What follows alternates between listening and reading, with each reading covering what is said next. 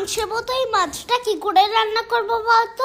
প্রথমে আদা রসুন পেঁয়াজ আলাদা আলাদা করে বেটে নিবি। তারপর মাছটা ভালো করে ধুয়ে নিতে হবে, তাই তো? হ্যাঁ, ভালো করে মাছটা ধুয়ে নিবি। সব মাছগুলোই রান্না করবো? হ্যাঁ, সব মাছগুলোই করে ফেল, আবার তো ওখান থেকে একটা ভাজা খাবি। হ্যাঁ, একটা খাবো। এবার কি নুন হলুদ মাখিয়ে নেবো? নুন হলুদ সাথে অবশ্যই তেল দিতে হবে, কারণ এই মাছগুলো ভাজার সময় পটপট করে কিন্তু গায়ের মধ্যে ফোটে। তারপর লাল লাল কড়া করে ভেজে তুলে নেবো।